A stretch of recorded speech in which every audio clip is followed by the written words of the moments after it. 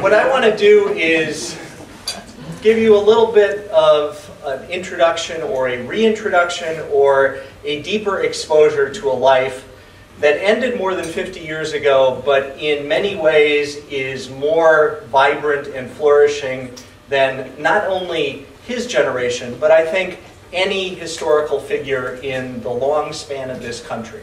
There's something that an old, wise senior historian once told me, that history comes in immediately and puts sand on an era, and it covers up everything. And then it takes a passage of time before the winds blow the sands out and the future begins to glimpse what were really the tall monuments, the giant figures.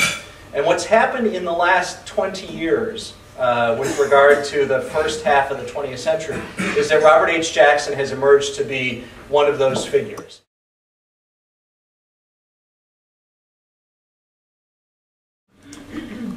Move to a photo 5 years later because that brings him home to you. This is Jackson in 1950, and he's receiving from a representative of the Chamber of Commerce in Corry, Pennsylvania, an award that the state gave to a roster of people every year in that era as an ambassador of the state of Pennsylvania. This was a big dinner event in the Hotel Corry, which sadly is no longer a great hotel, in the city of Corry, which was a flourishing manufacturing economic powerhouse. And Robert Jackson, as a lawyer in New York State and in the region, had represented and worked with a lot of the businesses that were the engines of Corry in those days. Then he went to Washington, and then he rose up the ladder that we'll talk about. But Pennsylvania remembered, and Corry particularly championed, and the governor and the Secretary of Commerce appointed, nominated and approved Jackson to be an ambassador of the state of Pennsylvania. This is the program. I will report to baseball fans that the roster in this year doesn't touch any base of yours, but the class of '49, immediately before this class of 1950, included Stan Musial. So as we come to October, there's a little Jackson baseball adjoining development, if you will. This is what was going on in 1950. You see the subheadline, we'll come back to that, but it's the Korean War. The Corry Evening Journal is booming out the daily war report, and the subheadline is Jackson being recognized for this award. Justice Jackson accepts award at homecoming. State pays honor to Robert Jackson. And back to the photo we started with. Well, it was more than him having been a lawyer for businesses in Corry, Pennsylvania that got the attention of the state of Pennsylvania in this time, and that led Jackson to make a trip from Washington in October, shortly after that Supreme Court term had begun, to accept this award.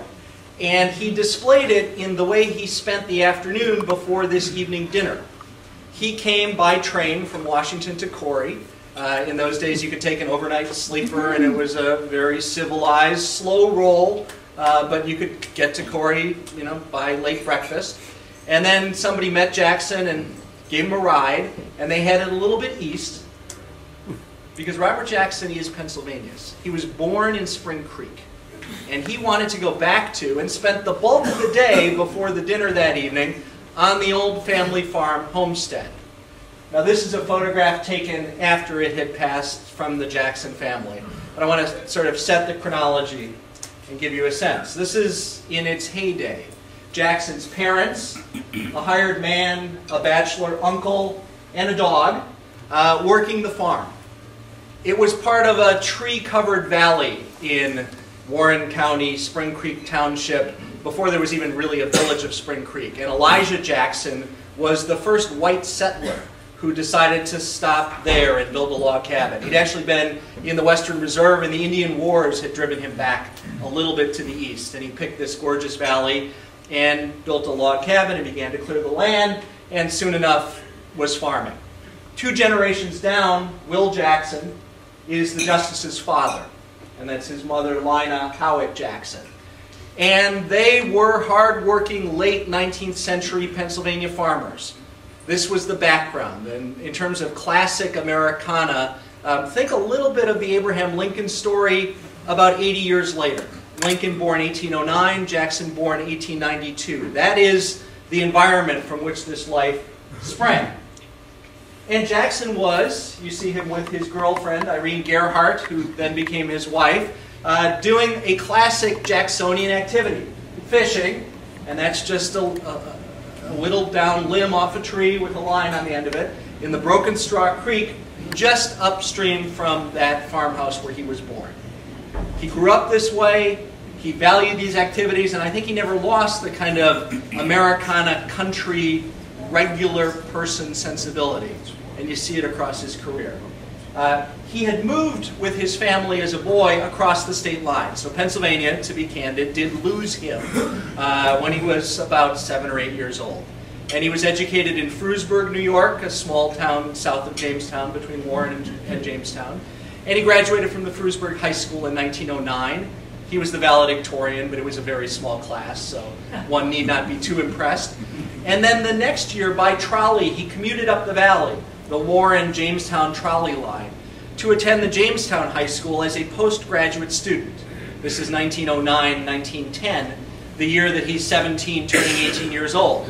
He again is the valedictorian, a bigger class at the Jamestown High School, and it must have deeply annoyed the person who became the salutatorian to have this transfer student, if you will, become the valedictorian.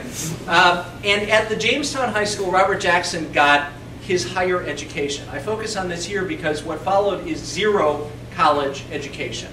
This great life, this accomplished man, this splendid writer, attended not one day of college. At the Jamestown High School, however, he had sort of a tutorial experience, including economics and English literature and English history, and really honed the crafts that became his hallmarks later, writing and speaking. And he continued to be a man of the country, living in Frewsburg and then commuting by trolley, always having horses and time in the woods and riding and so forth was what he did. This is Jackson as, obviously an adult. He had horses until the last 2 years of his life.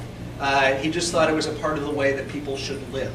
And at Nuremberg, one of his great frustrations was, with one exception, he was unable to find a horse that had survived World War II. He did get to ride once during that year in Germany. Now, from this Jamestown High School year, he becomes an apprentice in a law office in Jamestown.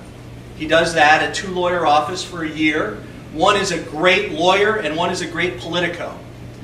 The great lawyer reads Blackstone and Koch and writes briefs and is a journalist and is a heavy intellectual and tutors the boy Jackson in those pursuits. And the other politico, a man named Frank Mott, is a trial lawyer, a talker, a wheeler-dealer, the Democratic committee man, and a bit connected in state politics.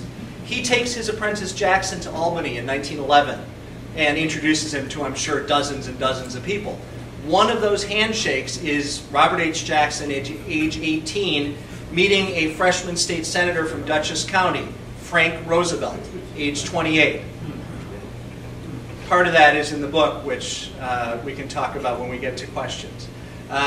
Neither one, Jackson writes eloquently, could have imagined what the other would become. Frank Roosevelt had been picked by the Democrats to run a sure loser race in a Republican rural area because he had the money to finance his own campaign, and he had a surname which might fool a few people into thinking that he was an Oyster Bay Republican Roosevelt, like the great Colonel Roosevelt, our former president. Luckily for Frank Roosevelt, it snowed and rained on Election Day, which means Poughkeepsie got to the polls, and the rural countryside did not. And he won a squeaker, and he became a state senator, and you know a bit of the story from there. Robert Jackson spends 20 years in private practice after this apprenticeship, 1 year at the Albany Law School. From 1913 until 1933, he's a lawyer. He practices for a year and a half in Buffalo and makes connections that are important parts of his life, but builds his base in Jamestown.